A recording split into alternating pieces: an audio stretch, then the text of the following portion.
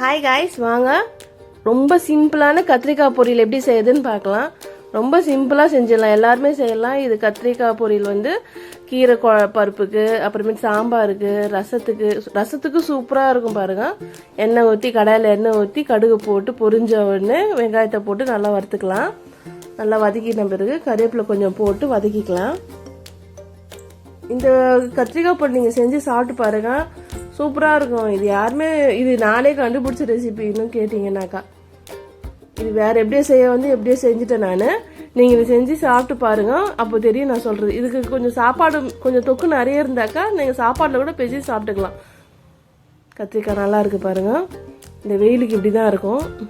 ஃப்ரெஷ்ஷாக வாங்கின அந்த கத்திரிக்காய் தான், பெரிய கத்திரிக்காய் தான் எடுத்துக்கணும். எப்போவுமே நம்ம பொரியலுக்கு பெரிய கத்திரிக்காய் எடுத்துக்கிட்டா தான் நல்லாயிருக்கும். அப்போ தான் நல்லாயிருக்கும். இந்த கத்திரிக்காய் மட்டும் நாங்கள் சாப்பிட்டோம், சூப்பராக இருந்தது. ரொம்ப தேனாட்டம் இருந்ததுன்னு சொல்லுவாங்க பாருங்க. வாயில் போட்டோடனே அப்படியே கரைஞ்சி போச்சு இந்த கத்திரிக்காய். பார்க்க தான் அப்படி இருக்குது. இந்த வெயிலுக்கு அந்த மாதிரி ஆயிடுது.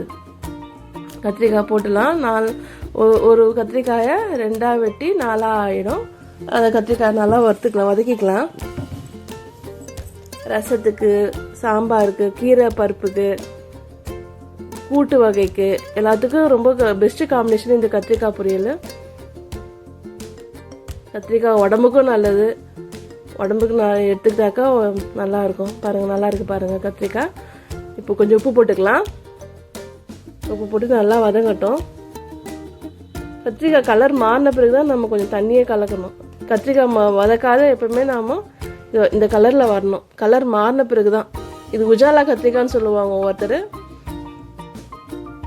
மிளகாத்தூள் போட்டுட்டாச்சு. ஒரு 2 ஸ்பூன் மிளகாத்தூள், கொஞ்சம் மஞ்சத்தூள் போட்டுட்டேன். நல்லா வறுத்துக்கலாம். அந்த பச்சை வாசனை போகிற வரைக்கும் வறுத்துக்கலாம். அந்த மிளகாத்தூள் மட்டும் பிடிக்கும். நல்லா வறுத்த பிறகு இதுக்கு ஒரு பொடி ரெடி பண்ணுற பாருங்க. அந்த பொடி தான் இதுக்கான டேஸ்ட்டே. வேர்க்கடலை தான். வேர்க்கடலை தோல் சீவி வறுத்து தோல் சீவி எடுத்து வச்சாச்சு. கொஞ்சம் 4 பல்லு பூண்டு போட்டுட்டு பிளெண்டரில் ஒன்றும் பாதியமாக இது பண்ணிக்கணும். கொஞ்சம் தண்ணி ஜாஸ்தி ஆயிடுச்சு. தண்ணி கொஞ்சம் சுண்டும் பிறகு, தண்ணி நல்லா சுண்டிடுச்சு பாருங்க. இந்த ஸ்டேஜில் நம்ம வேர்க்கடலை பொடி போட்டுடலாம். நல்லா வெந்துச்சு பாருங்க, சாஃப்டாக வெந்துச்சு. கத்திரிக்காயெல்லாம், காய்கறிகள்லாம் ரொம்ப சீக்கிரம் வந்துடும், லேட்டாலாம் ஆகாது. காய்கறி வறுத்துக்கலாம். இந்த பொடியை போட்டுடலாம்.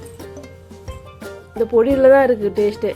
வேர்க்கடலை வறுத்து தோல் சீவி அதை வந்து பூண்டு போட்டு நல்லா ஒன்றும் பாதியமாக இடிச்சிக்கணும், ரொம்ப இடிச்சிக்க தேவையில்லை. பாக்ஸ் கட்டிகிட்டு இருக்கேன் பாருங்கள். நல்லாயிருக்கும் இந்த கத்திரிக்காய் பொரியல். கீரை கூட்டு பண்ணியிருந்தேன். Thank you guys.